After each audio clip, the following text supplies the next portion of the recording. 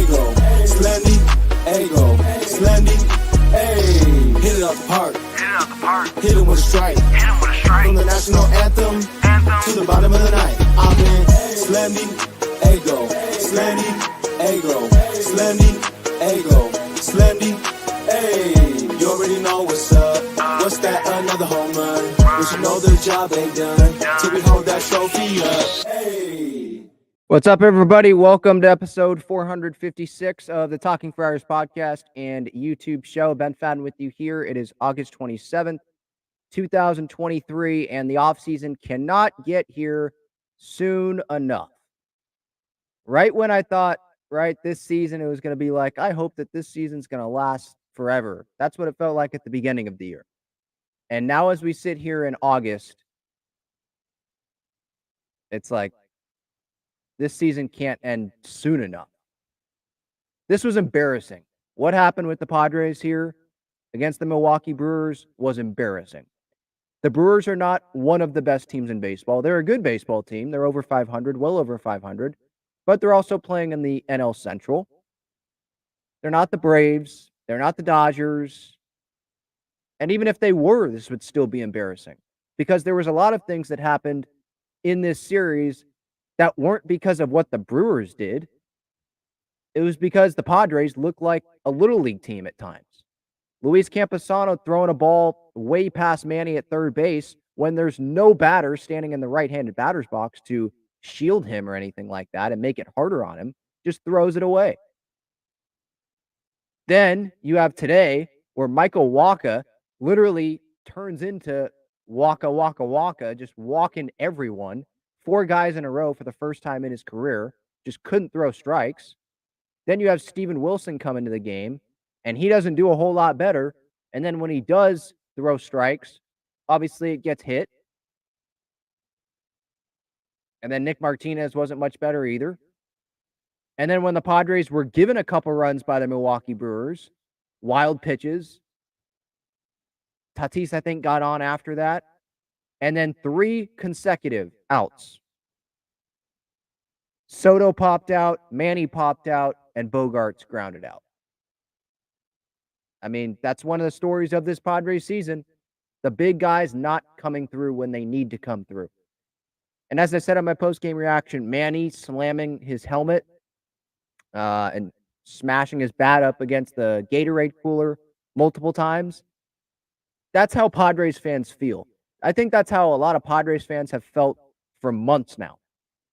Just like done with this season and tired of watching this team play. And there's some fans like myself that are going to continue to watch this Padres team because we can't not watch this Padres team. It's just what we do, right? We love this Padres organization. Can't really say I love this Padres team because it's pretty hard to love this team. I can love some players on the team, but it's hard to love this team. When you got guys admitting that they're quitting when it hasn't even hit September yet, when they get down in ball games. And there's been some times this season where you're just watching the play on the field and it's like, yeah, okay. They're not really giving their full best effort at times. And the lack of urgency is something that has pissed me off about this team as well. And I've said that multiple times. Because it was like, okay, they need to start turning this thing around. And then you have people in the clubhouse like Manny telling reporters that, no, we're not worrying. We're not panicking. There's no panicking going on in here. Just wait till we start raking. Don't jump on the bandwagon then. When we start doing our job and start raking, what happened? That never happened. That never happened consistently. And so, yeah, Padres fans, you definitely have a right to be pissed off and be like Manny was in the dugout. Now, I don't want you breaking windows in your house or anything like that, but being pissed off, you definitely have a right to be pissed off because there has been so much money spent by Padres fans, so much time dedicated by this Padres fan base to this team this season. So much time, so much effort for this to happen. Padres fans don't deserve this. They've waited so long to have that World Series championship team, right? And to get to a World Series. No World Series in my lifetime so far. I hope it's coming at some point, but that's not a guarantee. But Padres fans that are way older than myself, sure, they've seen a World Series, but never won one before. And we thought, okay, after last season, they're building. 2022, make it to the NLCS. They're getting Xander Bogaerts, Fernando Tatis Jr., Michael Wacha, Seth Lugo, full seasons of Juan Soto, and Josh Hader. Bring back Robert Suarez, obviously. Ha-Sung Kim's going to have the best season of his career and be the best Padre on the team. Blake Snell is going to pitch like a Cy Young. We're going to go deep into a postseason run, right? We're going to go deep into the postseason. Nope.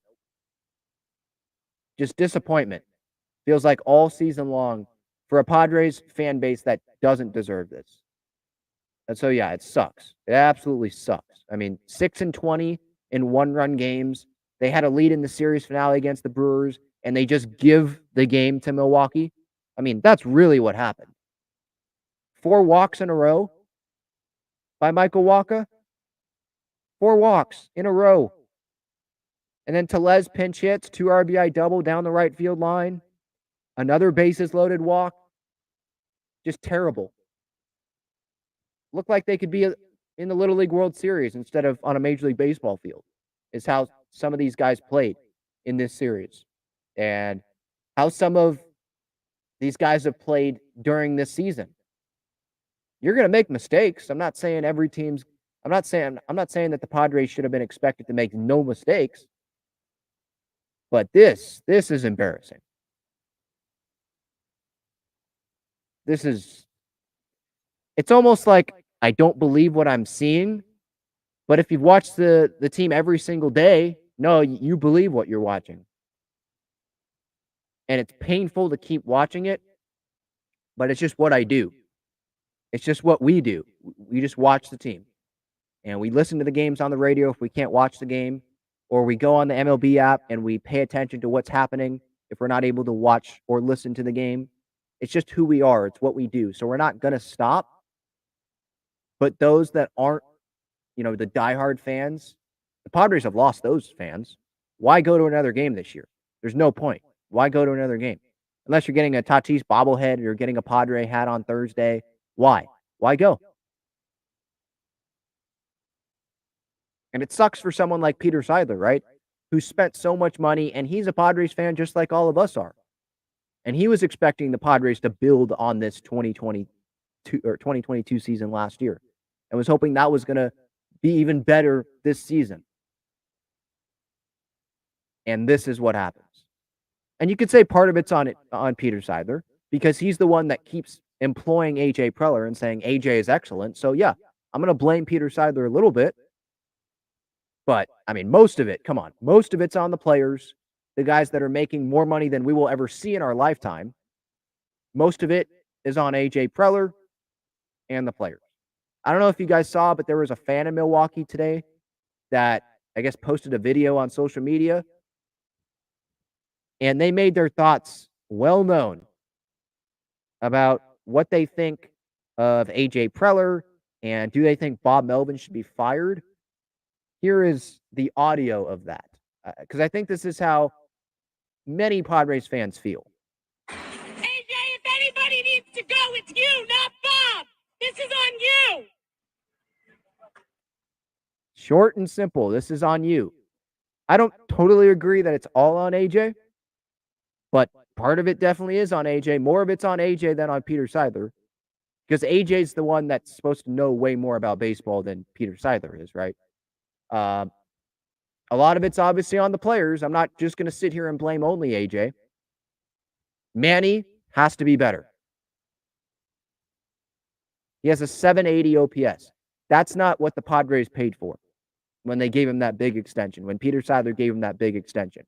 Juan Soto, you look at the OPS, 885. Like that, he's still having a pretty darn good season. For those to say it's a down year, but some could say it's a little bit of a down year for Juan Soto, and he has been disappointing at times for the Padres this season. And if the Padres want to get where they want to go to next year, that can't happen. Fernando Tatis Jr. is hitting 260. His OPS is 781. Well below 800. That has to be better. Is Ha-Seong Kim going to do this again next year? Don't know. Jake Cronenworth, fractured wrist. He's on the IL, but when he was healthy this year, it's been a really bad year for him. He has to be better. Xander Bogaerts, a 727 OPS. That's not what the Padres paid for. He's hitting 260 this year. He was hitting over 300 last year. So a lot of guys on offense have to be better. The bullpen has to be more consistent next year. And there's questions about the rotation as well, about Yu Darvish, because he's been inconsistent this year. And Musgrove coming back from injury next year, he should not get on a mound again the rest of this season. I've already made my thoughts known on that. Michael Wacha, is he going to come back, or the Padres going to pick up his options?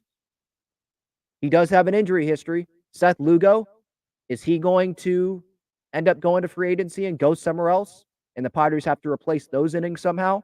Or if the Padres keep him, is he going to replicate what he did this season? A lot of question marks about this team. And part of the scary part of the reason why I want to be optimistic about next year is because there's still a lot of talent on this team. But part of the scary part is, what if that talent that is still going to be on this team, right? You're not getting rid of these guys. You can't. This talent has another year like they had this year, and they underperform next year as well. What's going to happen then? And is Bob Melvin going to be here to be managing this team in 2024? That's a question. Is AJ Preller going to be here? I think we know the answer to that, but I hope Peter Seidler has changed his mind, or at least is going to sit there and say, yeah, me calling AJ excellent, AJ is excellence, me doing that, I shouldn't have done that when they were having a bad road trip and they were playing in Cincinnati earlier this season. Based on the results of AJ Preller being with the Padres since he's been hired, he does not deserve for me to call him excellence. Shouldn't have done that. Maybe Peter will recognize that and acknowledge that. But no doubt, this season, absolute failure. The Padres are tied with the Washington Nationals, the rebuilding Washington Nationals, the team that the Padres traded for Juan Soto from. The Nationals that are definitely rebuilding, and this is supposed to be years of progression for C.J. Abrams and Mackenzie Gore, supposed to be at the bottom of their division. They're ahead of the Mets. They're ahead of the Padres, or not ahead, tied with the Padres. Probably will be ahead of the Padres at some point this season. That's embarrassing. An embarrassing season for the 2023 Padres. How are you going to remember this Padres team? I mean, if you could explain it with one word to someone that just is popping in right now, describe it in one word, what would it be? Would it be disappointing? Would it be underwhelming? Would it be embarrassing? Failure? Unacceptable? How are you going to describe this 2023 season when you look back on it in a decade? Or you look back on it when this regular season is actually officially over? I know I'm going to look back at it as an embarrassment. I'm not going to look back at it as a collapse, because it's not a collapse. This team was never a great baseball team. There have been moments, just like there have been moments from the Oakland A's when they went on like a 7-game winning streak or whatever the heck they went on. But they haven't been consistent at all this season. They haven't won 4 games this season. 6-20 in one-run games. 6-20. On pace for the worst one-run record in Major League Baseball since 1935, when the Boston Braves were a team. 1935. This isn't the 2016 Padres, the 2017 Padres, the 2018 Padres. Eric Ibar's not playing shortstop. Carlos Asuaje isn't playing second base. Ryan Schimpf isn't playing second base, or Corey Spangenberg's not in the infield. No, this is a team that has Fernando Tatis Jr., Xander Bogaerts, Juan Soto, Manny Machado, Joe Musgrove, Yu Darvish, Josh Hader, Robert Suarez, Ha-Seong Kim, who is having a tremendous year, Jake Cronenworth, who they gave a big extension to. You got Bob Melvin as the manager, a team that made it to the NLCS last year. You have all these stars on this team, and they're playing like the 2018 Padres, like, just throwing the ball all around the field, admitting that they're quitting when they get down. Embarrassing. Freaking embarrassing. Unacceptable. I don't know how many more times I'm going to go on a rant like this season, but today really pissed me off. And because you see Manny getting pissed off in the dugout, and it's like, dude, that should have happened a long time ago. That urgency, you being pissed off like that, should have happened a while back. And maybe he was in the clubhouse and we didn't see it publicly, but that should have happened a while ago. That team should have noticed, we're in trouble here. We can't just rely on our talent and be like, oh, it'll turn around, like someone like myself was saying early on in the year, because I believed in the talent and the track record and all that. It's one thing for fans to say it, but the players have to realize, they should have realized earlier that they're in trouble. And instead, pretty much played the same. And you have Manny talking to reporters, essentially saying, no, there's no panic in here. Saying that earlier this summer, no panic in here. No, it's simple. We just have to win more baseball games. Is it that simple? Because if it was, you'd be winning more baseball games consistently instead of getting swept by the Milwaukee Brewers.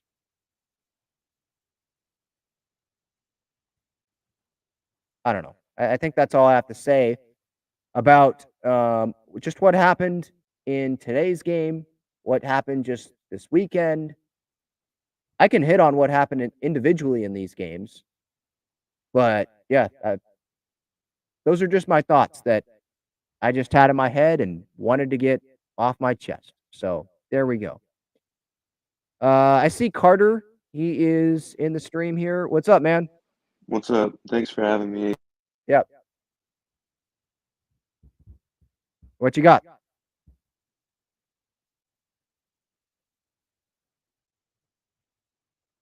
All right. Guess he doesn't have anything. Carter, if you have something, log out and then log back on, please. If anyone wants to join the show, by the way, and give your thoughts, you want to go on a big rant, feel free to do so. Click that link that's pinned up at the top of the chat. If you want to make sure I get to your comment or your question today, you can use that super chat button, that $sign. Where should we go to next? I'll get to the chat, but I just want to continue to give my thoughts here, and then I'll talk with you in the comments here in a little bit. But yeah, these last two games of this Padres Brewers series, they lose 5-4 yesterday. Another one-run loss. Pedro Avila was pitching pretty well, 4 innings of work, and then that 5th inning absolutely just didn't have the same stuff. 1 hit, no earned runs in the first 4 innings. Then he allows a run in scoring position.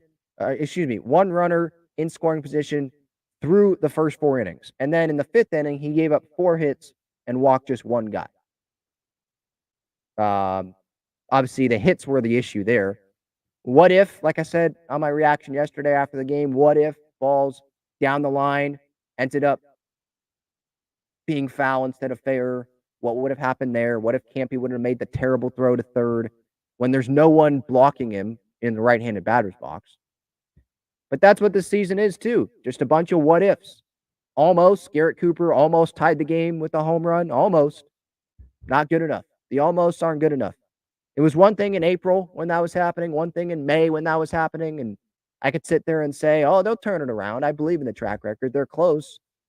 But when it's August 27th and you're tied with the Washington freaking Nationals in the standings, almost means nothing to me. It means nothing. Yeah, that's about all I got for yesterday's game. Devin Williams, when he came into the game, obviously, he's like the best closer in baseball. I mean, he actually pitches, so that helps improve his case. That game was over once he entered. Josh Hader, when was the last time Josh Hader pitched? He didn't pitch at all in this Milwaukee series. Last time he pitched was on the 23rd. Last Wednesday was the last time Josh Hader pitched in a baseball game for the Padres. It's like a nice car, and you don't use it. Why? What's the point of having it? Those nice shoes that people buy and just stick them up on a wall or something, and you don't wear them. What's the point? That's what Josh Hader is with this Padres 2023 team. So glad that the Padres decided to keep Josh Hader. So glad they decided to keep Blake Snell. Because it doesn't matter. The Padres would still be in the same spot without those guys, and they would have got something back at the trade deadline. But instead, here they are, wasting the rest of their 2023 seasons with the Padres, and wouldn't be surprised if both end up not even being with the Padres next season. So great move there, AJ, by not moving those guys. Incredible. All right, I'll get to you, Cyrus. I see Carter's back in here. What's up? Hey, can you hear me now? Yeah, I got you. Okay, sorry. My Wi-Fi was like disconnecting, but I was gonna tell you, I've kind of lost hope for this team, to be honest with you. Kind of? Yeah. Season's over, man. I'm sorry. Season's over. Well, yeah, you're right there. It's frustrating watching this team every single day because you're just like, oh boy, another loss is coming, and it's just How are they going to find a way to lose? Yep, that's how it is, pretty much. Exactly. And I was talking to one of my friends, and we were saying how like we wasted money on Xander, and I didn't know what to say. Like, I was like, I don't know what to say to that. What's your opinion? Like, what do you think? Yeah. Do you have any more questions, or because I'll go on that? I'll go off on that. Not right now. Okay. All right. Thanks so much for the time. I appreciate it, Carter. Yeah, of course. Yeah. So I'm gonna get to that here for Carter. Xander Bogaerts, have the Padres wasted money on him? You could definitely make the case. Yeah. I mean, you already had a bunch of shortstops. You could have had Ha-Seong Kim play shortstop if you really wanted to have Tatis play the outfield. You have Croney play second base, which is where he's more valuable than at first base. And Kim, we know, is great at shortstop defensively. You didn't have to spend $280 on Bogaerts for sure. And that was definitely an overpay. I thought that when they made that signing. But where the Padres were at in that offseason, Abreu already signed. Rizzo already went back to the Yankees. They weren't going to go trade for someone. They weren't going to bring back Will Myers. Was Drury signed yet? I forget if Drury was signed, but they weren't going to overpay for Josh Bell. I know he signed with Cleveland at the deadline, or not the deadline, the winter meetings, I should say, excuse me. So they weren't going to go those routes. So they wanted to construct the best lineup, have the best lineup possible. And they tried for Aaron Judge. They tried for Trey Turner. And so they went with Xander Bogaerts. AJ Preller, Peter Seidler. Is it AJ Preller that was at the forefront of this? Was it Peter Seidler that was telling AJ, I want this. Go get me another superstar. We need someone else.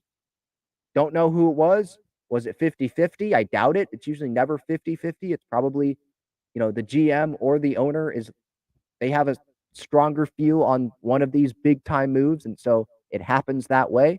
Owner trusts the GM or the GM trusts the owner, or doesn't even have to trust the owner. The owner can do whatever the heck he wants. So who knows? At the time, I was excited about the Xander Bogaerts deal. So therefore, I'm not going to say the Padres wasted money on Xander Bogaerts when we're less than one season into this contract. Does it look good right now? No, of course not. But I'm not going to say they've wasted money on it because he did suffer that wrist injury this year. And I get it. You shouldn't have excuses, and results are the results. And no doubt, Xander has to be better. This was a really disappointing season for Xander Bogaerts. And it's not over yet. It could get worse. And he will say that at the end of this season. And he knows he has not been good for most of this season for the Padres. He has not performed up to expectations. But I'm not going to give up on it 1 year into the contract, less than 1 year into the contract. This isn't Eric Hosmer where I gave him a couple seasons. I gave him a few years. Gave that time. So I'm going to give Xander Bogaerts some time here. And I saw the track record that he had with the Red Sox. And that's not the track record doesn't mean anything. It can help. I mean, that's the best, I guess, indicator of what someone's going to do is their recent track record. But the track record, I mean, that doesn't mean anything, really. What matters is what you do for the San Diego Padres, not what you did for the Red Sox. But that's how he got paid, was from hitting 300 with the Red Sox. At Petco Park, we shouldn't have expected that from Xander Bogaerts this season. Let's be fair. Because Petco Park is one of the harder hitting ballparks in baseball. But, I mean, we should have expected better than a 730 OPS. Should have expected better than a 260 average or whatever the heck it is. I think that's fair. He hit 307 last year, 261 this year. If the season ended today, this would be his worst average since 2014. I know batting average isn't everything, but Xander's not this big power guy. So average, I'm taking more into account on his batting average than some other big power hitter, you know? So, yeah, for this season, the Padres have wasted that. But I'm not willing to say that they've wasted a bunch of money on Xander Bogaerts when we're less than one season into the contract. That's how I feel on that. All right. Zaris, what's up? Thanks for coming Hello, on. can you hear me? Yeah, I got you. Oh, okay. I'm actually a Dodgers fan, but I've been watching like your channel like frequently, like often, and like just like seeing the Padres heading into the season. I actually thought you guys were gonna be better than us, and to be honest, like I really thought we were gonna be second in the division. But a lot of things in the Padres organization doesn't really make sense to me. Like you, Darvish, getting 6 years didn't make sense to me to begin with, especially his age. I thought he should have got like 3 years at best. Yeah, you guys have Josh Hader. He's basically there, but he's not pitching in any meaningful games this year. Xander Bogaerts, his contract never made sense for me to begin with. Like, he'll probably be better next season, but halfway through his contract, the remaining years, it probably wouldn't be worth it. Um, like Tatis, the reason why like I watch your channels because Tatis is actually my favorite player, even though I'm a Dodgers fan. Like, it's kind of like it's comical, but yeah, like the Padres, a lot of things just don't make sense to me with like what's going on with them. How are they just bad? Like if it's like the pitching being bad one game and the offense being great, and the next game the offense being bad and the pitching being great, it's just like a season of inconsistency. So that's what I have to say most about the Padres. Yeah, I mean, the Dodgers, it's like they, regardless of what happens with them, whether they let Trey Turner walk, Max Scherzer isn't there, injuries to the rotation, whatever, they find a way to overcome it. Where the Padres, that's not the case. And your point about Darvish and the Bogaerts contract, yeah, the length of those contracts, that I definitely agree. The lengths did not make sense. But AJ Preller has loved, I don't know if this is a Peter Seidler thing or if this is an AJ Preller thing, but they have loved to just put the AAV down. And that's why Darvish got that many years. That's why Bogaerts got that many years, is to make sure that average annual value is down so they can spend more money around the roster, especially in, the next 4 or 5 years probably, because if they gave him a shorter contract, then they wouldn't be spending as much around the rest of the roster, or wouldn't be able to unless you're going over the luxury tax, and then you lose draft picks and you have to owe more money, and AJ Preller loves draft picks, so he doesn't want to do that. So that's where you get into these situations where it's like, all right, Xander's going to be here till he's 40 or whatever. Darvish is going to be here till he's like Rich Hill's age, I feel like. And yeah, it doesn't look like it's going to be a great situation. And that's why it's made it so crucial going into the season. We knew like this season was super crucial. Next season, super crucial. Season after that, super crucial. Because who knows what the Padres are going to get from these high salary guys when they keep getting older. Because obviously they're not getting younger and they're going to be out of their prime at some point. So you got to get great years out of these guys and you got to win. I think at some point in this Musgrove contract, you've got to win. Because after that, these guys are going to be out of their prime. They're still going to be making a bunch of money. And you can't have all of them on the bench. And or all of them, the Padres are just going to cut bait with all of them and just going to eat half of Bogaerts' contract.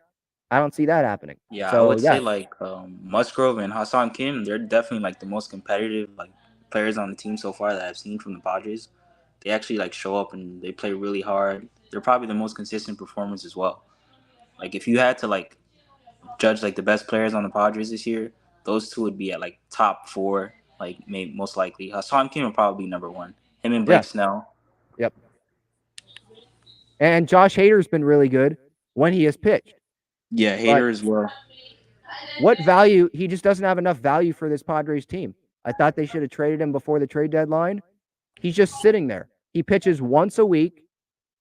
And, okay, he's good that outing. Might be good. I think he allowed a couple runners his last outing. Might be good that outing. And then doesn't pitch again. So have someone else do that. And now he's going to leave after this season, I would imagine. Go get his big $100 million contract because someone's going to pay him that.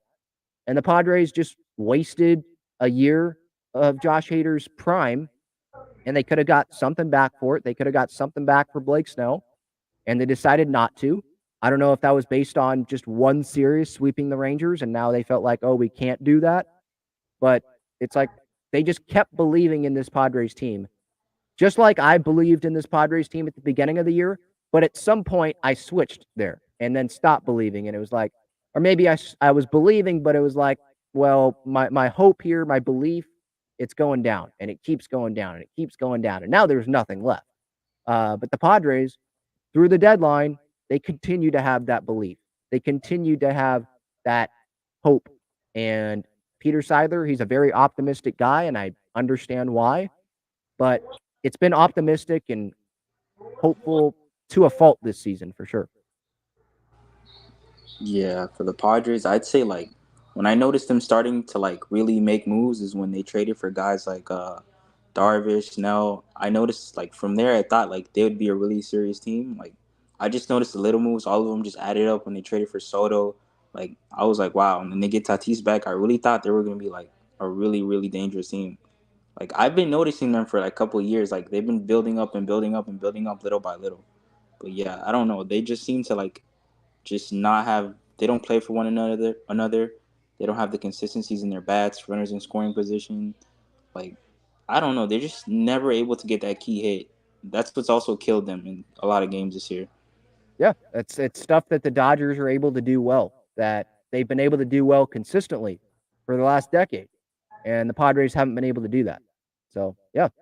All right, thanks so much for the time. I appreciate it, man. Thank you. Have a good one. All right. Daniel, he is on the show now. What's up, Daniel? What's up? Can you hear me? Yep, I got you. All right. One of my first thoughts after this Brewers series, probably the first thing I noticed was I'm a big Ha-Seong Kim fan, so I noticed he was quiet at the plate. I love Gary Sanchez. Love that guy. But I'm really looking forward to the off season. I think we're all looking forward This to is it. just I'm new to your channel, so I'm just curious to hear your thoughts on the off season. What you think's gonna happen? I honestly thought, yeah, we really should have sold at the deadline. I think that Rangers series really killed that. So honestly, I want to hear your thoughts. Yeah, on the off offseason. season. Like Yes. what you think the Padres should do, or what I Yeah, think the what Padres they should do.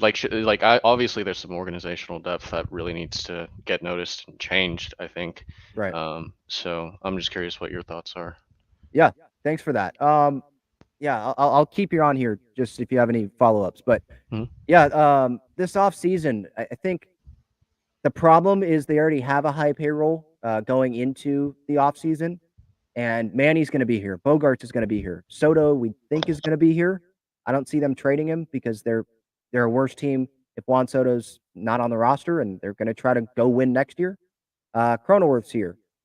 I don't see why they would trade Kim unless they feel like, yeah, we're not going to bring him back because we have Cronenworth under contract, and we can ship Croney over to second, bring in an actual first baseman, and they'll go with Bogaerts at shortstop again.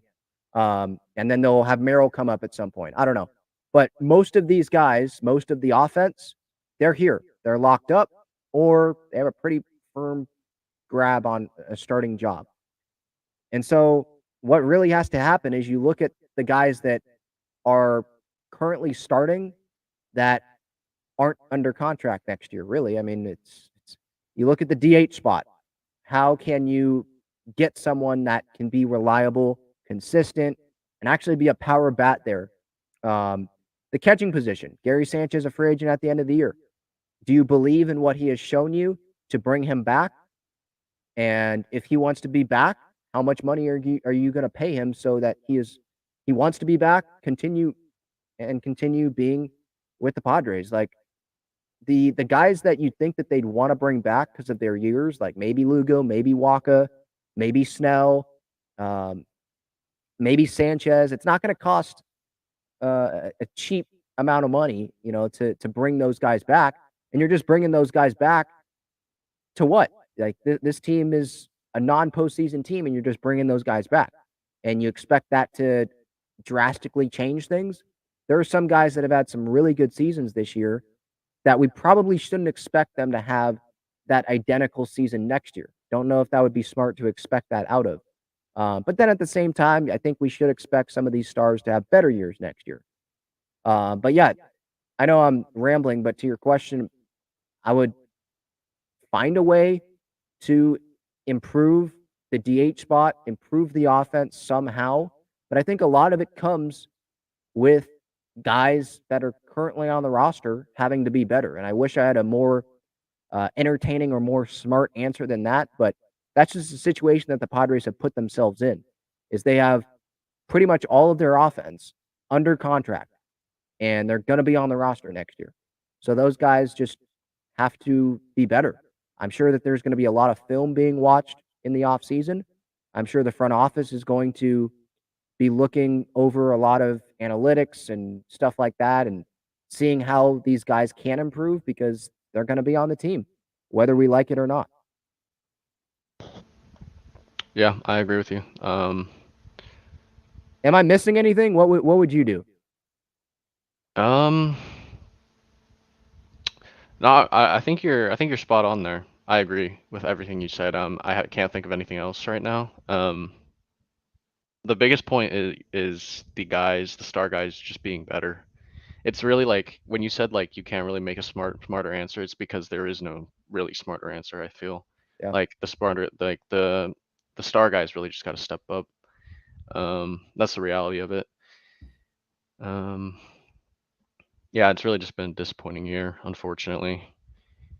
And it sucks for the fan base because how much money that has been spent at the ballpark, and even when you're not at the ballpark, the gear that you buy, and just the investment, the time investment. So much time spent watching this team and trying to continue to believe in the team. And then even when you don't believe in the team, they're not mathematically eliminated, so you continue to watch the team. It's just been so disappointing this season. And I just feel for all those Padres fans that maybe got season tickets this year and were so excited going into the year, all the fans that were at Fan Fest and all that.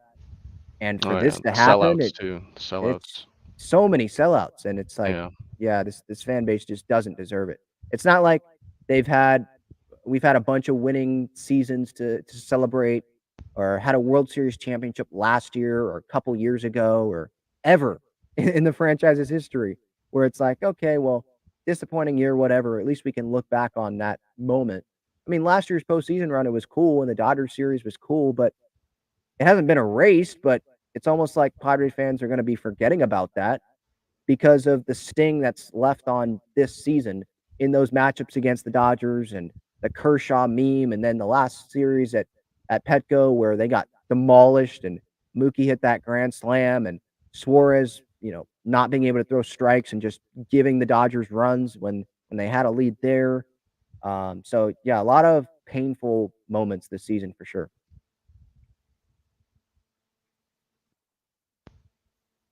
Yep. I got nothing else.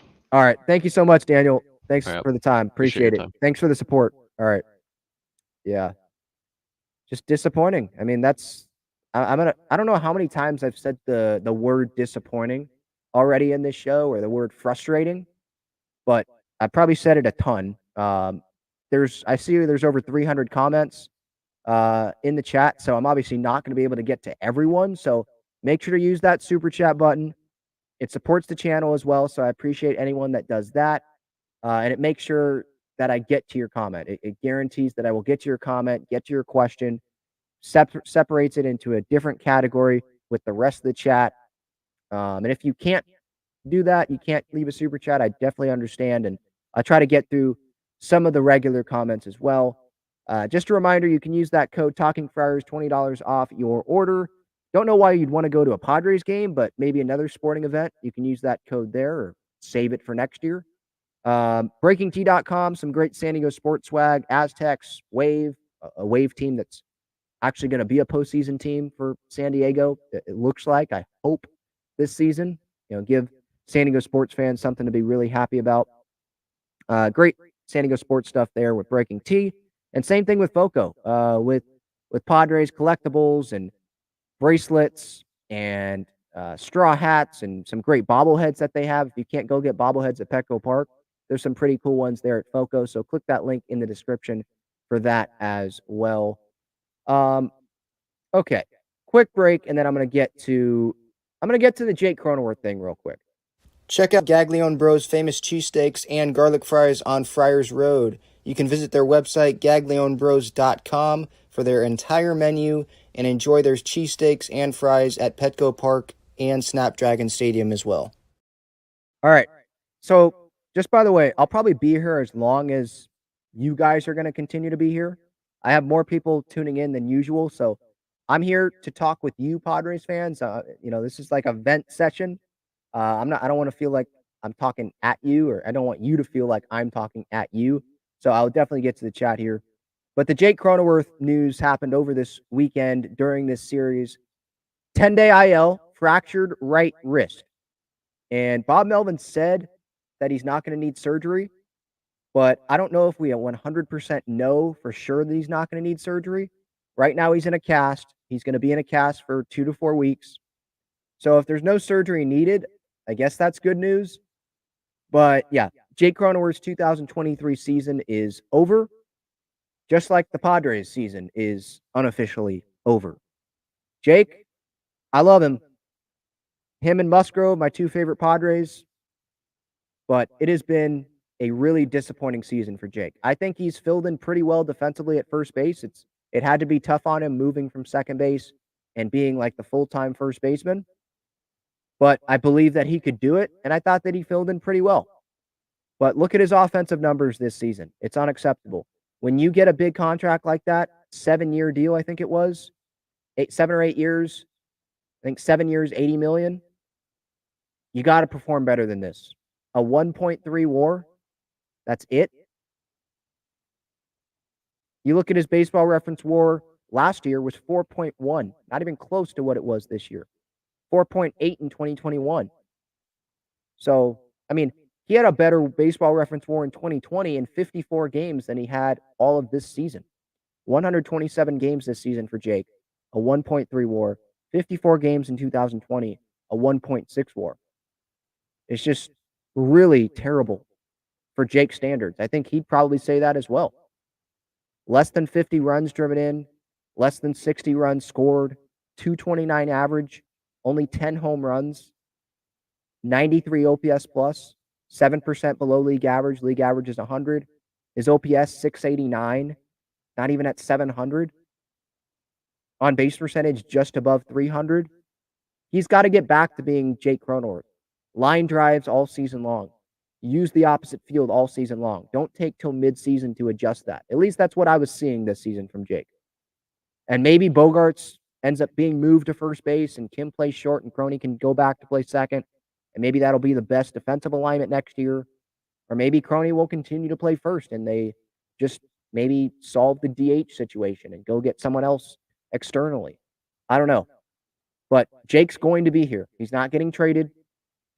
So he's got to be better. He's got to find a way to get back to who he was a couple years ago, even last year. I'll take that over what happened this year. So, yeah, the fractured wrist, that's not the way he wants to go out for this season. And he's one of those guys that maybe he doesn't believe it because, like, in his heart, like, truly, but he's one of those guys that's going to continue to say, like, I believe in this team. I'll be ready for the NLDS in the postseason. I think I heard Scan say that on the broadcast over the weekend. That, yeah, Crony, he was telling the media, I'll be ready for the NLDS. Like, that's just how he's wired. He believes he's going to be positive, and he is one of those guys that you cannot say he doesn't care. There's some guys that you could definitely make that case, but he's not one of them. He definitely cares. He's someone that will play through injury, will play every day, doesn't want to be out of the lineup. And when he sucks, he will tell the media, yeah, it sucks. Not good enough. It's like Bogaerts, accountable. And that's what I've wanted to see a little bit more of from this Padres team. And more urgency, obviously. And Juan Soto may have said, yeah, we like quit when we get down in games. I don't think Jake is included in that. And that's just not me sitting here as a huge Jake Cronenworth fan. That's me just watching him compared to some other guys on the team. That's all. So, yeah, this season keeps getting worse. It felt like a month ago or 2 months ago, whenever that Royals series was, it was like, can't get worse than this, right? Well, then it got worse. Can't get worse than this, right? Then Musgrove gets hurt. Can't get worse than this, right? Then they get demolished by the Dodgers. Can't get worse than this, right? Then they lose 3 out of 4 to the D-backs and lose both games of that doubleheader on that Saturday. Can't get worse than this, right? Then Jake Cronenworth goes down with a fractured wrist. Can't get worse, right? No, it got worse later in the weekend. They get swept by the Brewers. Can't get worse, right? It'll probably get worse at some point the rest of this year. In September, something will be worse. Something. It's always going to get worse. That's what it feels like this season. Don't say the words. Don't say the phrase, it can't get worse. Because then it's going to get worse. They're 9 games under 500. Season's already over. And now they're losing key guys that might delay their offseason as well. So, yeah, sucky news that happened over the weekend for sure. All right. Anything else that I wanted to hit on here? I'll hit on the other San Diego sports topics here in a little bit. San Diego State, the Loyal. We'll get to that. But yeah. All right. Vent session here for the chat. Again, over 300 comments in here in the chat. So I'm not going to be able to get to everyone. If you want to make sure that I get to you, you want to support the channel, you can click that link that's pinned up at the top of the, or not at the top of the chat. That would join the show. You can do that if you want to. But click that super chat button, the $sign there in the comments, and I will get to you there for the super chats. Okay. All right. I finally scrolled up to the top here. Matt says, at least Hader got his revenge against Milwaukee. Hader manages himself like he's been serving a season-long suspension. Yeah, Matt and we've had this talk before. Like, is it Hader that's controlling this? Is it the Padres that are controlling this? Like, saying, you're not going to pitch unless it's a closing situation. Whoever the heck it is, I'm pissed off about it. Like, you're mathematically not eliminated. So, pitch. I don't care what the situation is. Pitch. It's not going to kill you. I'm not asking you to pitch 3 innings. I'm not asking you to pitch the 4th inning. I'm not asking you to pitch back-to-back-to-back days. Just pitch. Don't pitch once a week. Pitch every other day. Is that too much to ask? Pitch a couple days in a row and then have a couple days off and then pitch again. But he hasn't pitched since last Wednesday. Is that what I said? Yeah, last Wednesday. Just wasting him. Just have him sit there. I hope he enjoyed Milwaukee, getting to go back to Milwaukee, because that's all he did. Didn't get on the mound. Or actually, he got on the bullpen mound. He was warming up, I think, last night. But yeah, it pisses me off that they just waste him.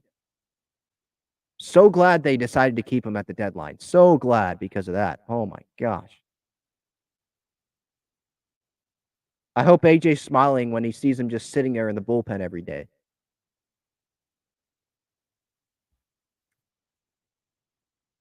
KB2481 says, delusional Padres fans last week were saying the Padres were going to go on a 10-game winning streak.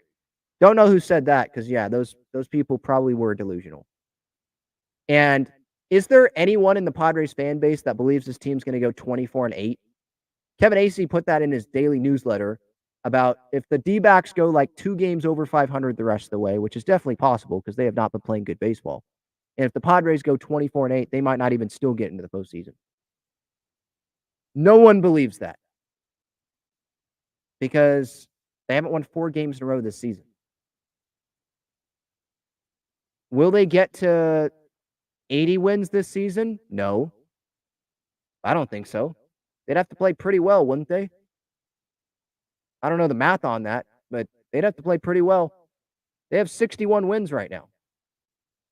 61 wins with, what's the math here?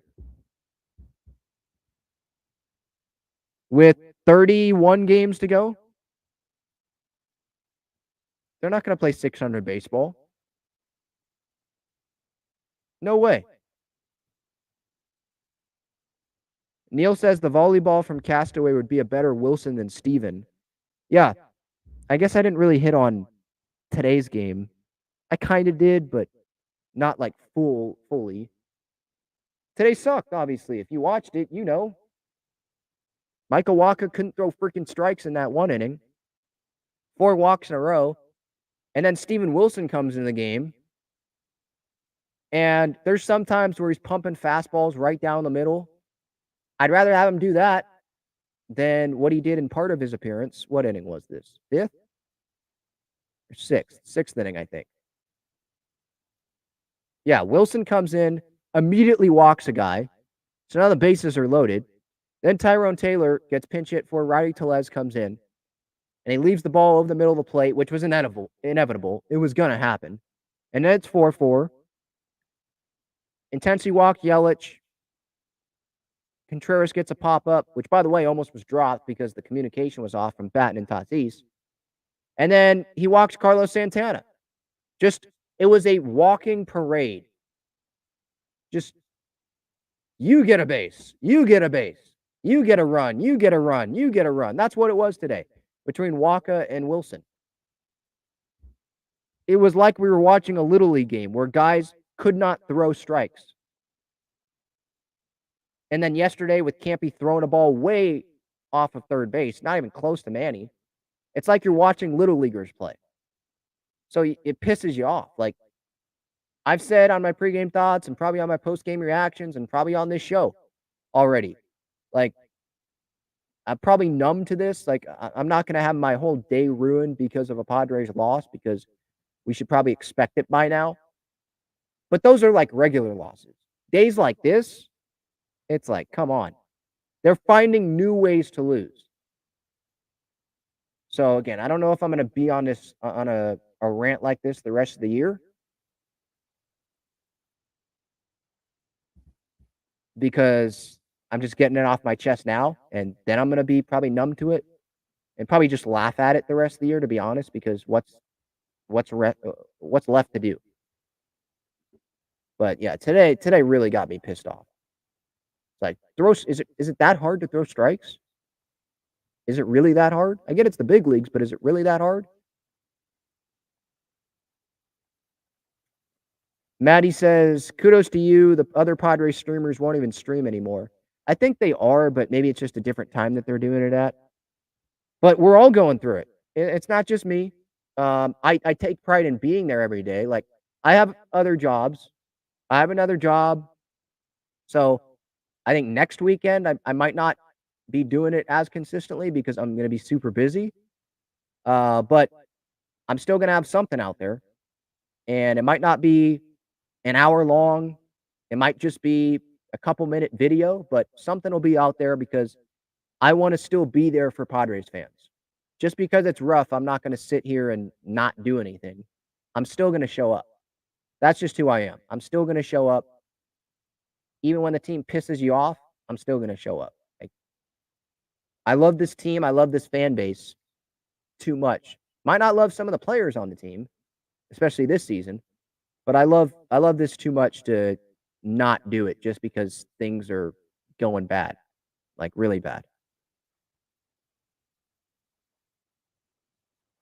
Matt says, Soto is a defensive clown show. Please just keep telling me someone is going to pay $500 million for him. So valuable. Maybe not $500 million if he has another season like this. which it's not a terrible season, but it's not a $500 million season, I wouldn't say. So, yeah. What are we looking at? 450 maybe for Soto? I'm just throwing that number out there. I don't know.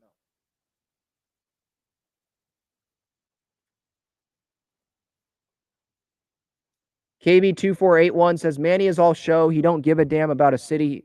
All he cares is about getting paid. No, that's not true, though, because he wouldn't have been bashing the Gatorade cooler and throwing stuff in the dugout if he didn't actually care. Right? So I disagree with that. He does care, but I will definitely be the first. I'm probably not the first, but I'll definitely be in line to say at some points this year, he has looked foolish with what he has said to the media. And there's been some times where I think he needs to treat the media a little bit better. When they're just trying to do their job, he can have a little bit better of an attitude or not give them as much of an attitude and just answer their questions. And then they'll get out of there. They'll get out of your hair. But yeah, earlier this season, probably was a bad look. I mean, I think when I posted the tweet or put it on Instagram as well, when Manny said hey, don't jump back on the bandwagon when we start raking, I think I said I love the confidence from Manny. Looking back on it now, it's like that was part of the problem, the lack of urgency. Oh, we'll turn it around. Whatever. You see the talent in this clubhouse? Whatever. We'll turn it around. We'll start raking. Probably should have had more urgency early on, for sure. Tupac13 says, one question, Ben. When was the last time we were at 500? Probably May 10th. May 10th, I think, was the last time we were over 500. May 9th, probably then, was the last time they were at 500. Yeah. What was I doing then? I mean, watching the game, but that was a long time ago. Felt like. Feels like a long time ago. Holy crap. I don't even remember what was happening, who they were playing May 10th. Steven says, all 4 star shortstops on the market last offseason, and really at least 3 of them have not been worth the money or the contract they got, including Bogaerts. I remember in the offseason saying that I would have been fine. I would have loved to have Dansby Swanson. I remember saying that I would have been fine with Bogaerts or Swanson because I was excited about the Bogaerts move, like having him on the team. Wasn't excited about the long-term contract, but was excited about him being on the team because I thought it helped the team to win. This season was wrong about that. But yeah, I would have loved to have Dansby. I would have been, obviously looking back on it now, I would have been more fine with Dansby than Bogaerts. I would have been more fine with Dansby than Trey Turner. Because Dansby, he's great defensively, shows up every day, he's a winner, and would have been less money. And maybe, just side note, maybe that would have attracted Mal Swanson to come over from Chicago to the San Diego Wave as well. But that would have just been a side addition, cool addition there. Yeah. I wish we would have had Dansby looking back on it now, on this season. Again, I'm not going to give up on this Bogaerts contract less than a year in. I'm just not going to do that. Some might want to, but I'm not going to do that. Just like I gave Hosmer a chance. I'm still going to give Bogaerts a chance. But once Hosmer got the chance, obviously, then there was no looking back.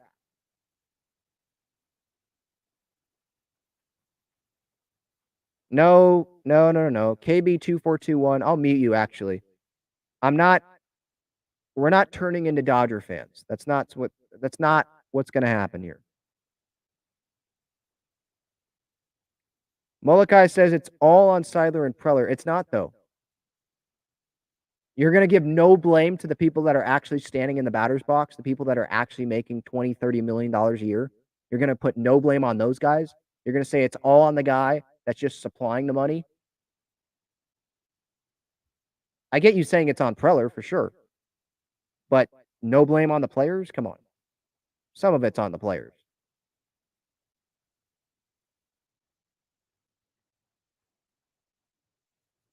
Jim, my mom and I were talking about this when we were watching the game today, actually. Jim says, I want the Milwaukee Sunday deal that has 4 tickets, 4 hot dogs, 4 sodas, and parking for $59. Is that actually a real thing? I saw that on there. It's like Petco is never going to do that ever again. Now, what they would tell you is, well, would you rather have that and have Corey Spangenberg and Jed Jerko and Alexi Ramirez playing on your team?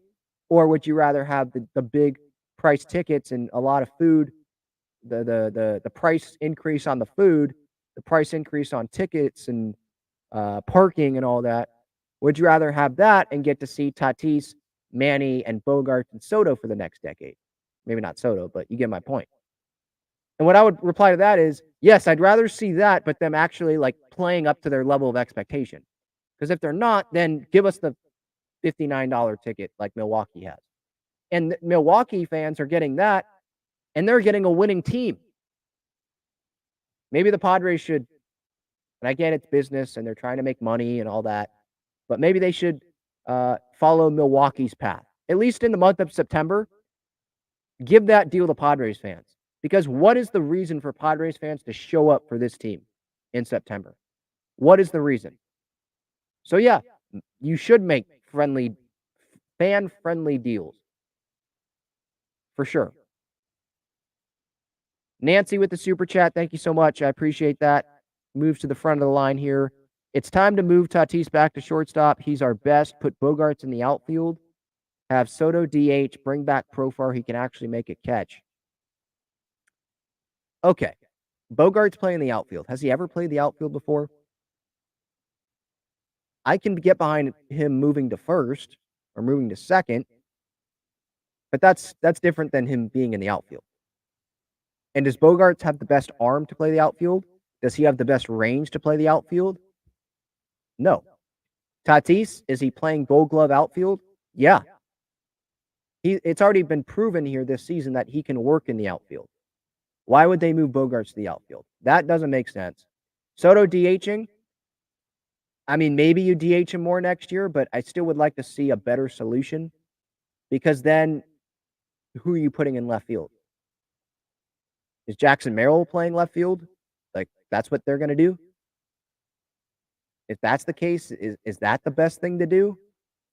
I mean, I don't know if Merrill should be called up at the beginning of next season. I don't see that. Soto, full-time DH, that's not happening. I just don't see it happening. And Tatis going back to shortstop when Kim's on the team and Bogaerts is on the team, that's not happening. I don't think. And especially when he's played every game in the outfield, I think, this year. Has he played a game at shortstop? I don't remember it if he has. And Bogaerts isn't going to the outfield. That's pretty insane. His second year with the Padres after signing a big contract, that's not happening.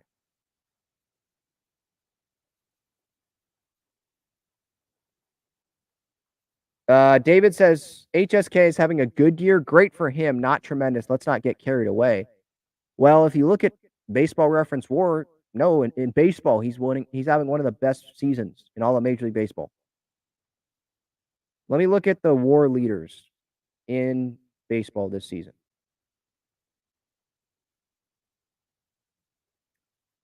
Wins above replacement. Ha-Seong Kim is 4th in all of baseball. He's 3rd if you exclude Ohtani because he obviously has the advantage pitching and hitting. Betts is 7.1. This is entering today. Acuna's at 6.4, and then Kim is right behind Acuna at 6.2. He has a higher Baseball Reference WAR than Corey Seager, than Marcus Semien, than Freddie Freeman, than Garrett Cole, than Francisco Lindor, Wander Franco. 3rd best WAR in baseball among position players. So, no, you look at just around Major League Baseball, he's having a tremendous year. I don't think he's going to do that again next season. Those are some pretty high expectations to have on a guy. That this is his first season playing tremendously like that. But I think we should expect him to have a really solid year next year. But as we've seen, it's not just going to be him. It's going to take a lot more than him playing well. The other guys are going to have to play well as well.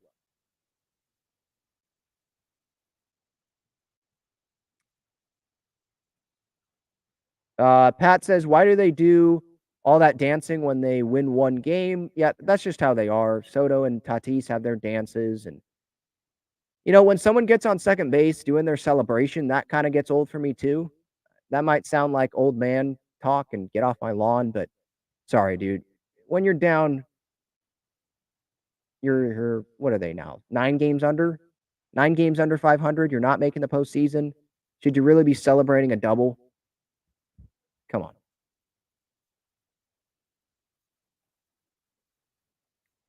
Alex says, I'm upset more than any other season. The team didn't play like they should have. They are a better team than this. It just wasn't our year. I get your point. It just wasn't our year, but I don't want to go that far because I do want to have I definitely have worries about the team. If I didn't have worries and I thought this was a one-off, I would say, it just wasn't our year. Unlucky. There's been some unlucky games, but it's not just it wasn't our year. I don't think we can just say that. I think we should have some long concerns about this team. I can say that I think Manny's going to have a better year next year. I think Bogaerts is going to have a better year next year. I think Croney's going to have a better year next year. But I have long-term concerns about the team for sure. Because this could be a hint to what the last half of those contracts are all going to look like. And if that's the case, man, Merrill, a lot of pressure on him, a lot of pressure on Ethan Salas, a lot of pressure on Robbie Snelling when Darvish has a couple years left on the contract. Yeah, not going to look great. Mark says, as an outsider, it seems like Tatis doesn't take baseball seriously. Maybe the outside incidents and whatnot. I disagree with that. He's someone that likes to dance. That's just who he is. But I've seen him pissed off this year. JD's third asked, what did Manny say about the bandwagon? Yeah, don't get back on that, right? That's what he said. Don't get back on it when we start doing our jobs and start effing raking. Well, no one's on it, Manny. Trust me, no one's on it because you're not raking.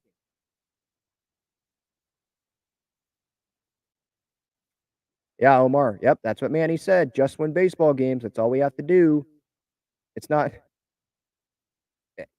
Manny might say it's simple, but sure doesn't seem simple, or else they would have done it, right? I don't envy being in that front office and having to find solutions in the offseason. I'm going to try to, throw solutions out there, but a lot of it comes down to, like I said earlier, those guys, those big guys just playing better.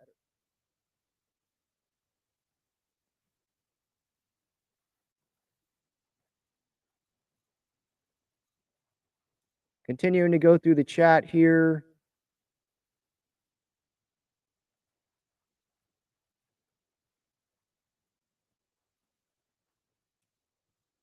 Carter's thinking about burning his Xander jersey. I think that's a little early on that. The Hosmer one, go ahead. But the Bogaerts, it's less than one season in. Let's relax on that.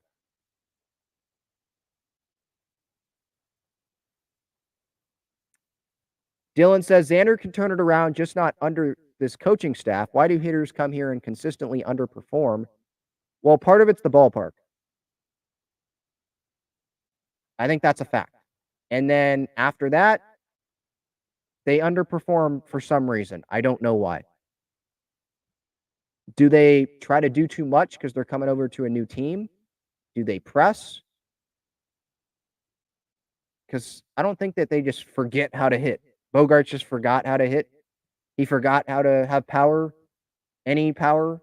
He went a stretch this year, 2 months, where he hit like 2 home runs. It's like, what? It's like it's hard to believe sometimes. So, yeah, it's definitely frustrating, but I don't know. It's one of those where I just don't know.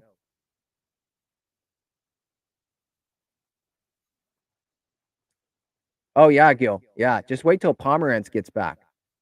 Yeah. He had a good inning with Lake Elsinore. Why is he even throwing? Why? Why are they even having him on the mound?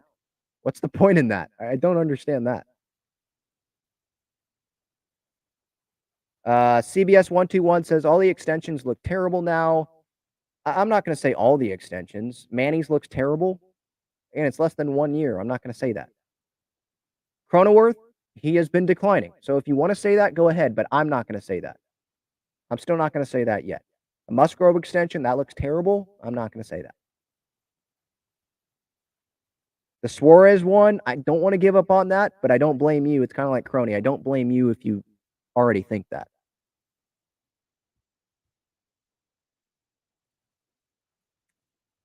CBS 121, Bogaerts will go down in history as the worst contract of all time. Worse than Hosmer? I mean, he's got to play really bad to top that. He's made more money, or at least he's going to make more money. It's for more years, 3 more years, right? Hosmer was like, or was it 7?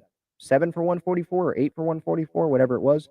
It's more for Bogaerts, I understand that, but Hosmer was crap. Defensively and offensively. Like, it's going to take a lot for Bogaerts to pass that.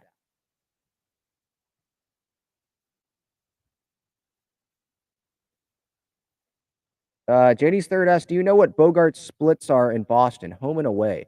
That is actually pretty interesting. Just to see, like, compare last season. Like, I'll compare last season, for example, his 2022 home and road splits last year.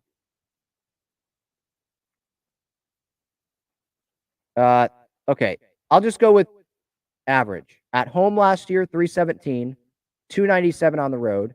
OPS 886, 779 on the road. So he's not hitting as good, or last year he didn't hit as good on the road as he did at Fenway. Now, if we go to Bogaerts for 2023, home and road splits so far this season. Now, it's not the same amount of games, obviously, because the season hasn't fully been played. But home and road, 262 average at home, 259 on the road. So it's about the same. OPS at home, 749 this year, 712 OPS on the road. So both seasons, he hit better at home than on the road. But Bogaerts at home last year, 317. Bogaerts at home this year, 262. Bogaerts on the road last year, 297. Bogaerts on the road this year, 259, entering today. OPS 712 on the road this year. On the road, 749 OPS at home this year, 886 OPS at home at Fenway last year, 779, on the road away from Fenway last year. So there's a big difference there. And why? Why? There was a wrist injury. I can say that. Pet goes harder to hit at probably than Fenway. After that, 3 words. I don't know. Yeah, Nats fans are laughing at us right now. And so far, they have won the trade. Yep. So far, they won the trade. Because the Padres win the trade if they win the World Series. If they don't win the World Series, they don't win the trade. As far as I'm concerned. What I think, they got to win the World Series. You don't make that move if you think that, if you're going to be okay trading all that away and not winning the World Series.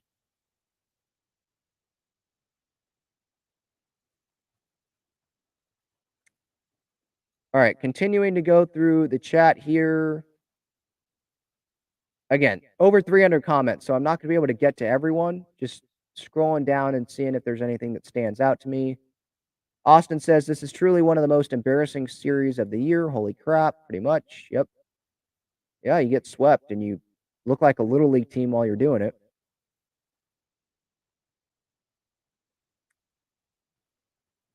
Irie says, Aaron Nola could be cheap. No, I doubt that. Cheaper than Snell. I mean, he's not having a Cy Young year like Snell is, but not cheap. What's your definition of cheap? Yeah, can't wait for Salas, Gil. Coming up in 2025. Yeah, can't wait for that. That's not what we should be waiting for. Just saying. Like, seems like he's going to be a great talent, but we had so much hope going into this season, and it had nothing to do with Ethan Salas. We didn't even know who Ethan Salas was because he got signed during the season, right?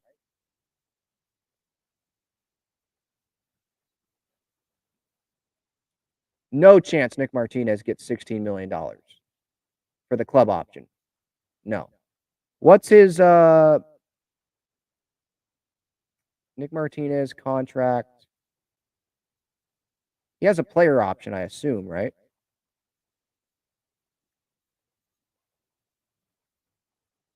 Yeah. So here, if the Padres decline 2024 and 2025, that's after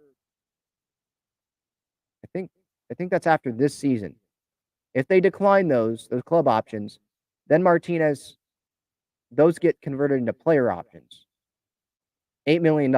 So Martinez can come back to the Padres for $8 million next year, which I assume is what will happen.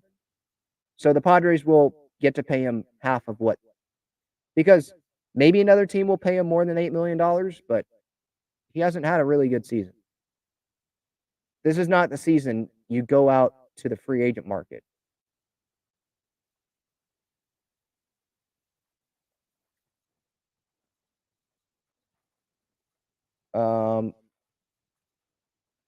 Continuing to go through the chat here.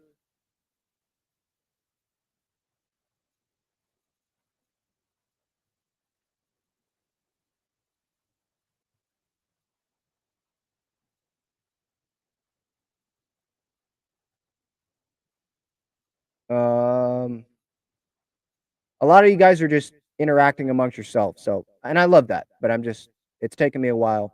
A lot of comments. So it's just taking me a while to scroll through this here.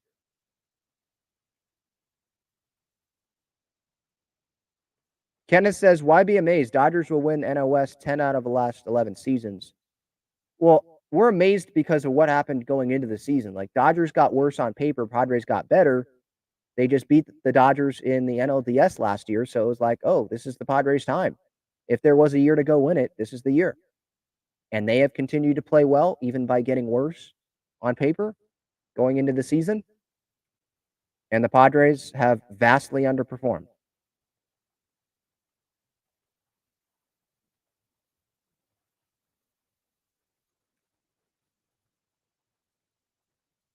All right.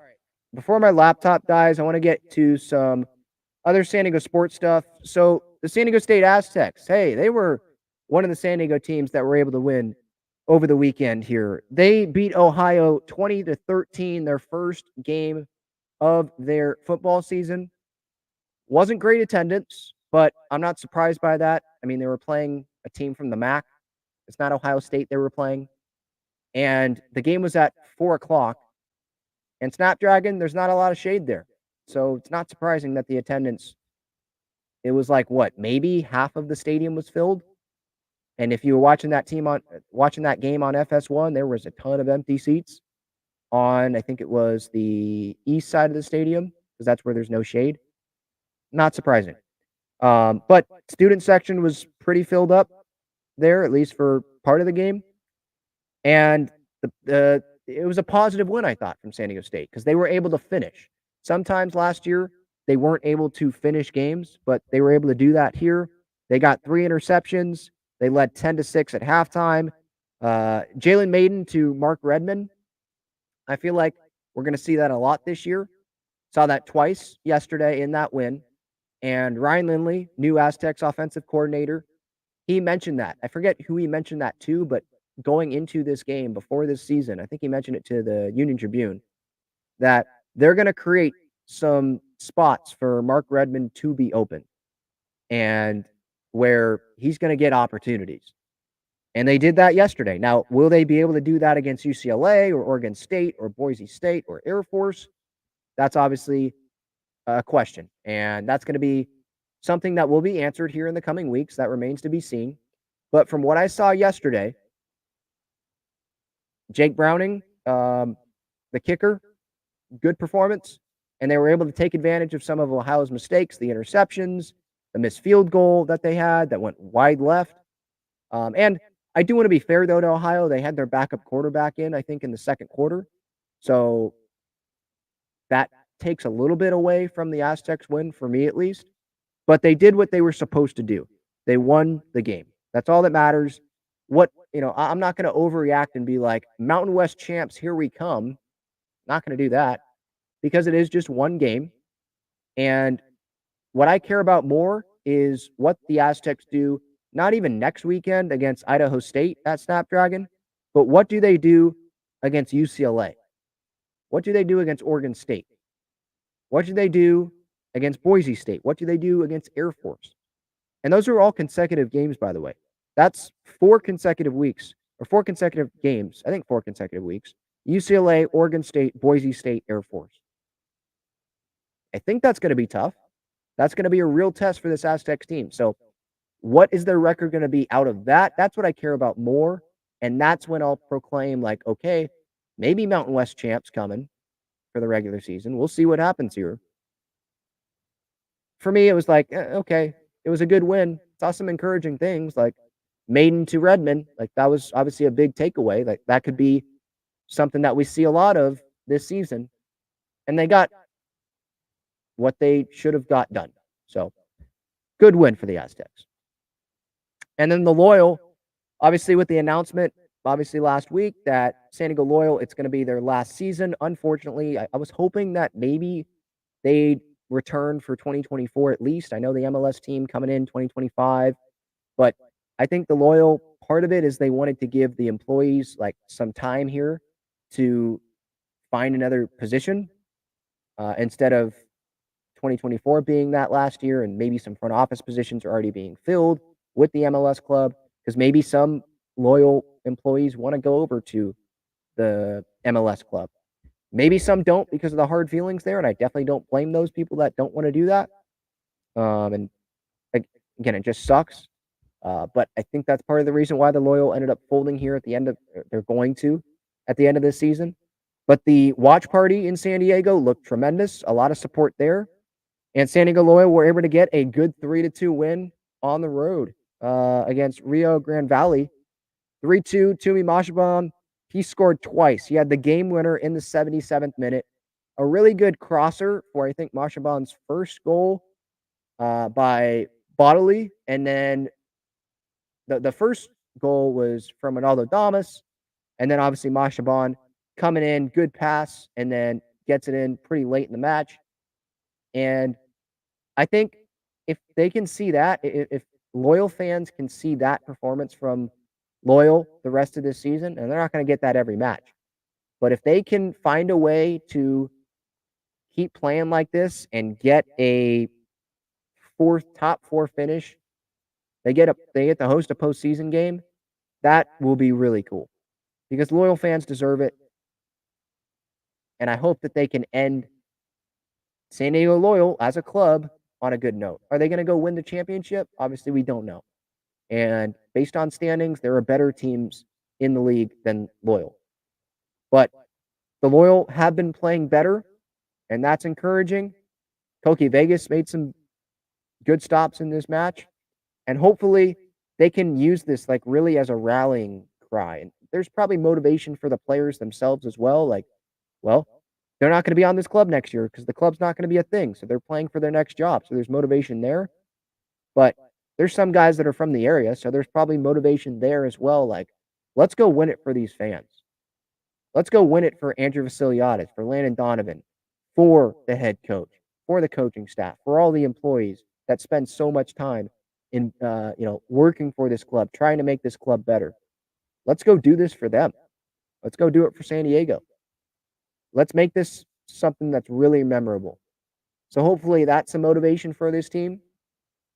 And it was a good start, a 3-2 win.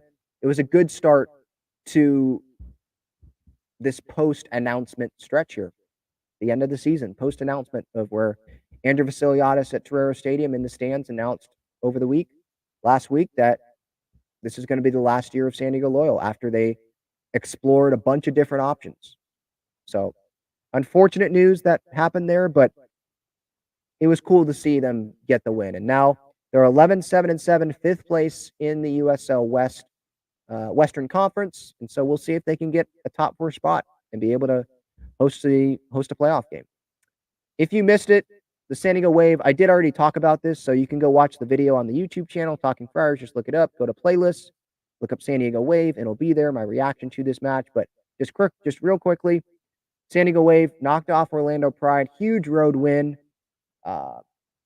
Mackenzie Doniak had a corner to Kira Carusa, who had the game-winning goal. There was also a set-piece goal from Abby Dahlkemper. She got it off a rebound, off her chest, and then one touch in. Really cool to see her score a goal, I should say. She hasn't scored in a while. Casey Stoney got a red card, which I thought was a joke. So she will not be the head coach for next match. It ended up being one of the assistant coaches. Thought it was a dumb call. But if you missed the match, you can go watch the highlights. You can go watch my full reaction, more detailed, better reaction, because I did it after it just happened. That was from Friday night. Wave get that 2-1 win. And now their next match is going to be against Houston. Can't wait for this match. September 3rd, next Sunday. So San Diego State plays on September 2nd. And then it's going to be a long night for me because I work for the Wave. I'm going to be at the stadium and setting that up. And September 3rd, it's going to be the bucket hat giveaway. So thousands of fans, I think first 10,000 fans will get that bucket hat. It's the World Cup welcome back match. So you can get your tickets online. Just go to the San Diego Waves website or go to their social media. You'll be able to find the tickets there. And I believe tickets are as low as $14 for the second deck. So I recommend you go check out the Wave this weekend. I know the Padres are going to be at home this coming weekend, but their season's over. So go support a team where their season isn't over. And the Wave, actually, as we sit right now, let me look up the NWSL table. Sorry. Last time I saw, they were in second. Right now, they're in third. North Carolina Courage, I think they drew. So they're tied with the Wave. 27 points. Wave have not lost in their last 3 matches. Portland is playing Washington right now. That's the match of the weekend. Portland's at 29 points. North Carolina 27. San Diego 27. Gotham's at 26. San Diego just beat them a couple weekends ago. Washington is at 26 points. OL Reign just in that last postseason spot at 24 points.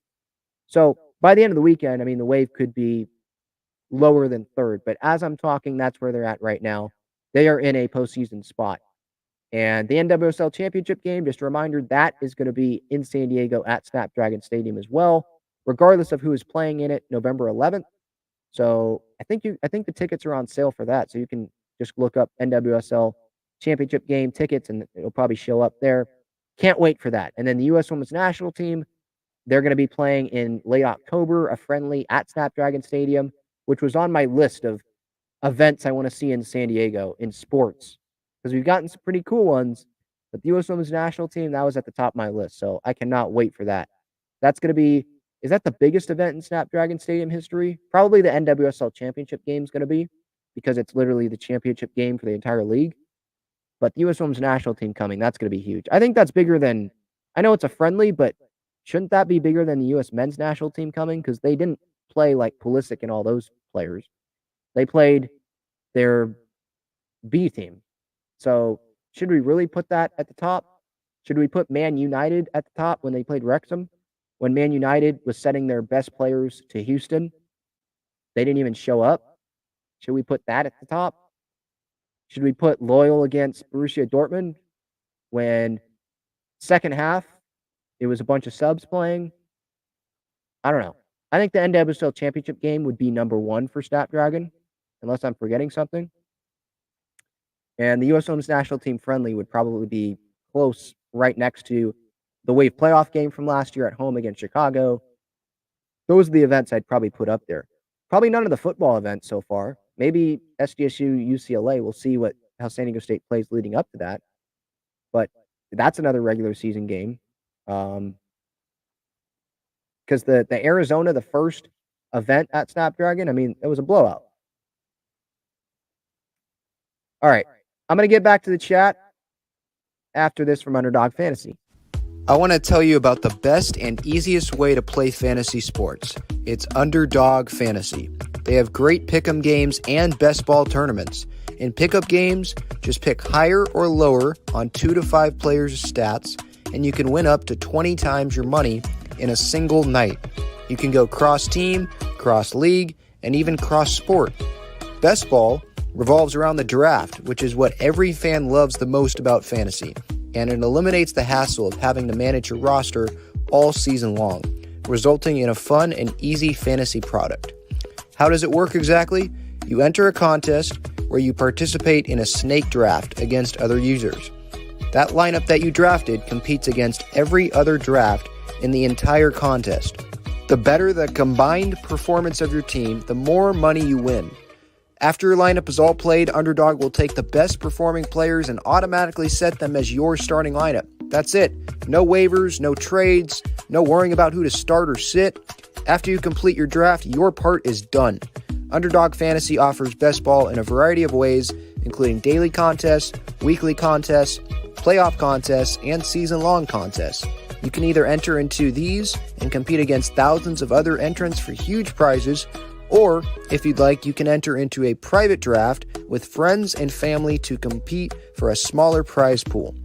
Underdog keeps it super simple with their easy-to-use website and mobile apps. Sign up now by clicking the link in the description or by using the promo code TALKINGFriars, and you'll double your first deposit up to $100 in bonus cash when you make your first deposit of $10 or more. So if you deposit $100, you get $100 free. If you deposit $10, you get $10 free. All right, before I get back to the chat here, I see your comments in there. I want to play some post-game audio. I have not heard this yet from Manny Machado and Bob Melvin. This was, probably an hour ago, I think. Here's Manny. Tough one, so move on. What's the kind of feeling in ears, the losses and the time left in the season as the math kind of... What's going on, AJ? Oh, just checking. Yeah, it's tough. It's tough situation, and just gotta regroup and continue playing. We still got a lot of baseball left, and There's not a lot of baseball left. just keep playing. How much of after your pop-up there was that moment, and how much was a buildup of frustration from? That's just personal. Should have never taken that on Cooler, but yeah, it's just personal. I just want to come up clutch there, and it's just personal. All right, so that's Manny. Talking about him hitting the Gatorade cooler, just personal. Yeah, because he's had a down season, and he was pissed off that he popped up there and wanted to come up clutch. So I understand it. Is it the best to do that in the dugout? Probably not. Maybe take it down to the tunnel, but at least it shows the Padres fans that you're still caring here on August 27th. I just wish his comments to the media, which don't mean everything, I want to make that clear, but I just wish his comments to the media earlier on in the season would have made us feel like, oh, there's actually urgency in that clubhouse more than no one's. I forget what the word was that Manny used when he was telling, because Kevin asked him a question, and I want to say this was like less than a month ago, and he was like, no one's pressing, we're not worrying, it's like, that's the problem, isn't it? I think that's been a lot of the problem. Lack of urgency this season. Here's Bob Melvin. When you look at the missed opportunities, or before that, the walks and the way it got away from the pitchers. Yeah, well, a little bit of everything, right? Just kind of combined. So, walk really for what, with the walks that one inning, 4 guys in a row, to be able to do what he did and escape. I thought he pitched pretty well. 97 pitches, 5 1/3. Going to be able to come in and shut it down. We didn't do that, and then. Yeah, I mean, I'll get back to Bob, but yeah, I did want to mention that. The fact that Walker gave up 2 runs today, that has to be like a miracle. He walked 4 guys in a row. The Padres today, I mean, Don just kept counting out the walks today on this broadcast. And I'm looking at the box score. 9 walks. The Padres gave 9 free passes. 9. Unacceptable. That cannot happen. You can't expect to win a ball game when you walk 9 batters. I don't care who it is. It could be the A's you're playing. 9 batters in a row, or not in a row, obviously, but 9 batters, 0 for 12 with runners in scoring position. Yeah, that combination right there, that's never going to work. What were we? 0 for 12 with runners in scoring position. So it was a combination of everything. You had mentioned after a few that, wow, this is maybe the worst that we've experienced. I wonder if this was one of those that they keep adding up, might be the worst at this point. We felt good about where we were. It's the middle innings again where, we got a starter on the ropes. Now we, not that we just didn't do much in the middle innings to put a ton of pressure on. So there were a lot of things that were kind of a microcosm of what's been going on this year. The runners in scoring position, not being able to hold, a lead. Just a lot of things that added up today that we've seen a little bit before. And just it's been good for you guys this year, just with the home run. What you see in that at bat? Yeah, I mean, look, what's he hit for us since he's been here? Quite a few, and a lot of them have been big. So, that one gets us a little bit distance and makes us feel good about where we are at the time. So, Gary's done a nice job since he's gotten it for us. I know you have 30 games to go. You just have to go to St. Louis and try to start winning. But do you think this is compounding now? The battle, whatever's happening, that you guys just can't get it done. I think it's been compounding for a while, but we continue to just play and hope we get into a good stretch. We haven't at this point. Like you said, there's 30 games left. There's really no reason to even look at the standings at this point in time. It's just keep playing. Facts. Something breaks that we haven't been able to do basically the entire season. What's the level of frustration in there? I mean, it's on Jono in the 7th inning.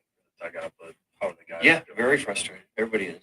We had first and third, nobody out in the middle of our order. We didn't score a run. Now, Manny's playing through some stuff too. A lot of these guys are.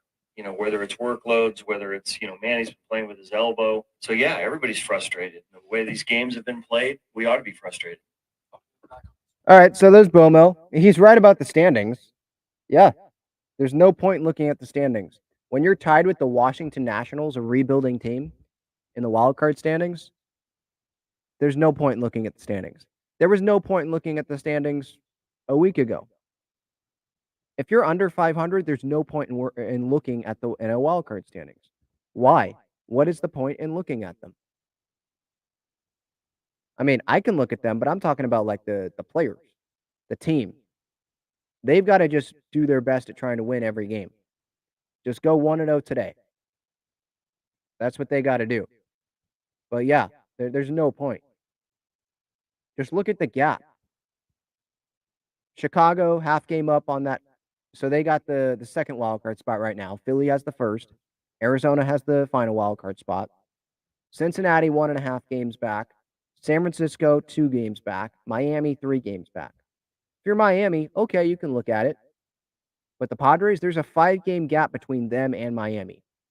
The Padres are 8 games back out of a playoff spot. You're 9 games under 500. The season's over. Bob Melvin knows the season's over. When he drops that, there's no point even looking at the standings anymore because he knows the season's over. They all know the season's over. So, I mean, I hope that they don't quit when they're on the field. If they're on the field, you better not quit. But, in their minds, they probably have because they know that the season's over. Just like we all do. All right. Did I miss any super chats in here? My battery's getting a little low here, so it might die. So I'm just trying to make sure I didn't miss any super chats here. I already got to Nancy's about Tatis moving back to short. I don't see that happening. I don't see it happening, anytime soon.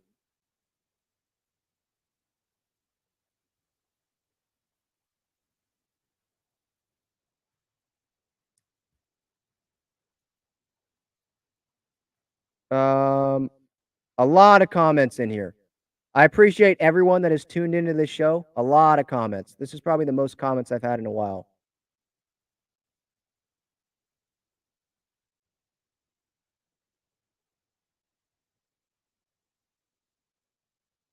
Sam says rock bottom for San Diego. Well, that's what we think, right? Like I said earlier, you think that it can't get worse, but then it always has this year. So don't utter that.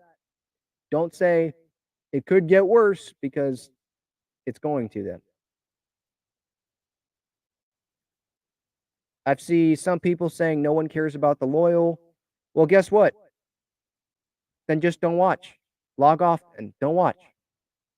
If you're new to this show, I talk about other San Diego sports that I think should be talked about more because I don't think that they get talked about enough, like San Diego Wave, like San Diego Loyal, like San Diego State. I want to talk about them more, and I don't have a San Diego sports talk radio show like others do to do that. So this is my platform. So this is a Padres show, right? I've talked about the Padres for probably almost an hour and a half, well over an hour.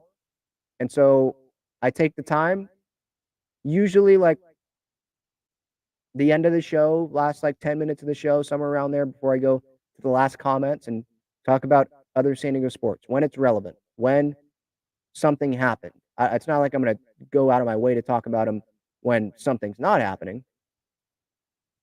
But when something's happening, I believe that especially San Diego Wave, Loyal do as well. But San Diego Wave, these are some of the best players in the world. And so I definitely think they deserve the attention. They deserve to be talked about. And if you disagree, then just don't watch when I get to that.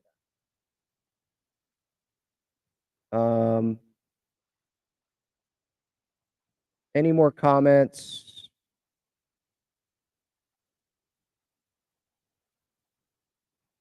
WK says Nats tied in the standings with the Padres is crazy.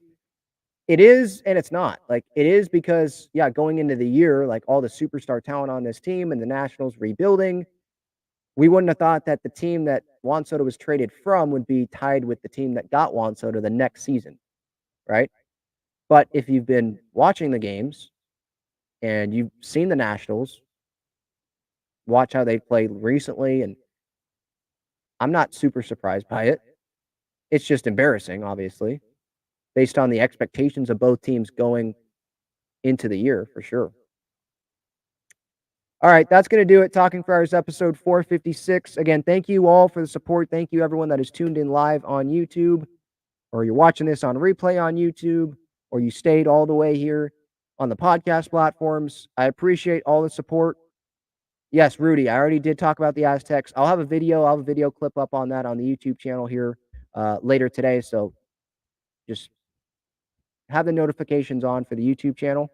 Have a great rest of your night, everybody. And try to enjoy your life other than the Padres, because that's not going to give you much joy right now. Just a reminder, you can use my code Talking Friars, $20 off your SeatGeek order. If you, for some reason, want to go watch the Padres at Petco Park, or if you want to go watch another sporting event, feel free to use that code there. Want to help you out there. All right, that's it. See y'all later. Have a great night.